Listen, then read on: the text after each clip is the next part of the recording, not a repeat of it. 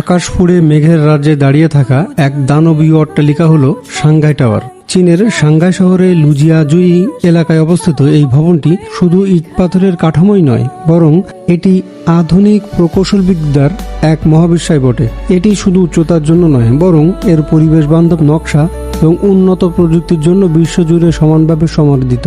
632 metre উচ্চতা এবং 128 তলা বিশিষ্ট এই ভবনটি বর্তমানে বিশ্বের তৃতীয় উচ্চতম ভবন। সাংঘাই টাওয়ারের সবথেকে নজর করা বৈশিষ্ট্য হলো এর সর্পিলাকার বা টুইস্টেড ডিজাইন। ভবনটি নিচ থেকে উপর পর্যন্ত 120 ডিগ্রি ঘুরে গিয়ে শীর্ষে পৌঁছেছে। এই নকশাটি কেবল সৌন্দর্যের জন্য নয়, বরং এটি সাংহাইয়ের শক্তিশালী টাইফুন বা বাতাসের চাপ প্রায় 24% কমিয়ে দেয়। এই ভবনে কাচের 2টি স্তর রয়েছে। এটি একটি বড় থার্মাল ফ্লাক্সের মতো কাজ করে, যা ভবনের তাপমাত্রা নিয়ন্ত্রণ করে এবং প্রচুর বিদ্যুৎ সাশ্রয় করে থাকে।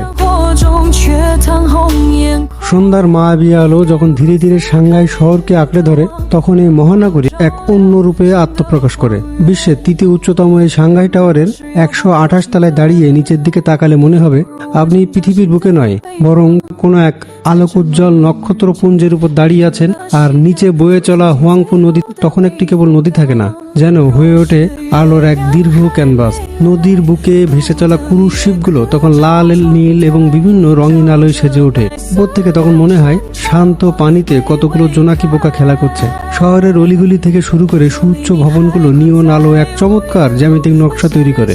128 তলার এই উচ্চতা থেকে নিচের কর্মব্যস্ত শহরটিকে তখন এক স্বপ্নীল রাজ্য মনে হয়।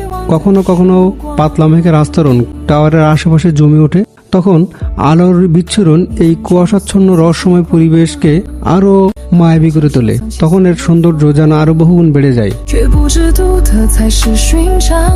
একটা বিষয় আপনি কি কল্পনা করতে পারেন?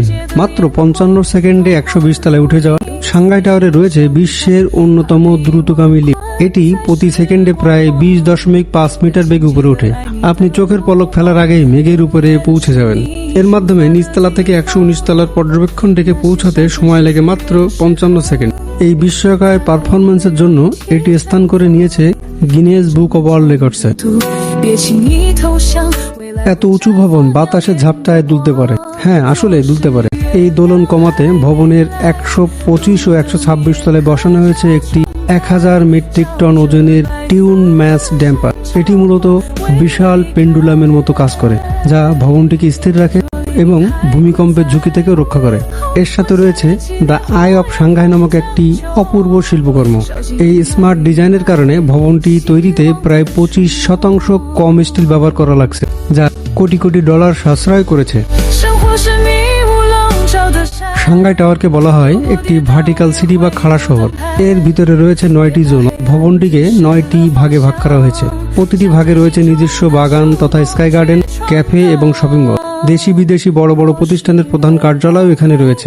এই ভবনের ভিতরেই রয়েছে বিশ্বের অন্যতম সর্বোচ্চ বিলাসবহুল হোটেলগুলোর মধ্যে একটি তথা জে হোটেল। 118 এবং 119 তলায় অবস্থিত পর্যটন কেন্দ্র থেকে পুরো সাংঘাই শহরের 360 ডিগ্রি প্যানোরামিক ভিউ দেখা যায়।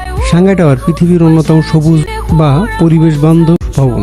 এতে রয়েছে 270টি উইন্ড টারবাইন, যা ভবনের বাইরের আলোকসজ্জার জন্য বিদ্যুৎ তৈরি করে। ছাদ থেকে বৃষ্টির পানি সংগ্রহের প্রযুক্তিও রয়েছে এখানে। সেগুলো ব্যবহার করে ভবনের বাগান ও টয়লেটে পানি ব্যবহার করা যায়। 632 মিটার উচ্চতার এই অবিশ্বাস্য স্থাপনাটি চীনের অর্থনৈতিক শক্তি এবং আধুনিক প্রযুক্তির এক অনন্য প্রতীক। যারা উচ্চতা ভালোবাসেন তাদের জন্য সাংঘাই টাওয়ারের চূড়া থেকে পৃথিবীকে দেখা একটি আজীবনের অভিজ্ঞতা হয়ে থাকবে। সাংঘাই টাওয়ার কেবল চীনের অর্থনৈতিক শক্তির প্রতীক নয়, এটি প্রমাণ করে যে মানুষ চাইলে আকাশকেও যেন ছুঁইতে পারে। আপনি যদি কখনো চীনে যান, তবে এই মেঘ ফুঁড়ে দাঁড়িয়ে থাকা দানবীয় সুন্দর অট্টালিকাটি দেখে আসতে একদমই ভুলবেন না। 128 তলার এই উচ্চতা আপনাকে কেবল একটি দৃশ্যই দেখায় না, বরং এটি সময়ের এক স্থির অনুভূতি দেয়। নিচে আধুনিক যান্ত্রিক শহর আর উপরে বিশাল আকাশ। এই দুইয়ের মাঝে দাঁড়িয়ে হুয়াংফু নদীর লাল আলোর প্রতিফলন দেখা জীবনের অন্যতম শ্রেষ্ঠ এক স্মৃতি হয়ে থাকবে। আপনার কি উচ্চতায় যেতে ভয় লাগে, নাকি এমন মেঘের দেশে ডিনার করতে আপনার ভালো লাগবে? কমেন্ট করে জানাতে ভুলবেন না। আজকের ভিডিওটি কেমন লাগলো জানাবেন। সময় পেলে, সুযোগ পেলে চীনের বাণিজ্যিক রাজধানী সাংঘাইয়ের এই দানবীয় অট্টালিকাটি ঘুরে আসতে ভুলবেন না। আশা করি আপনার ভ্রমণটি অবশ্যই ভালো থাকবে। সে পর্যন্ত ভালো থাকবেন, সুস্থ থাকবেন। আসসালামু আলাইকুম।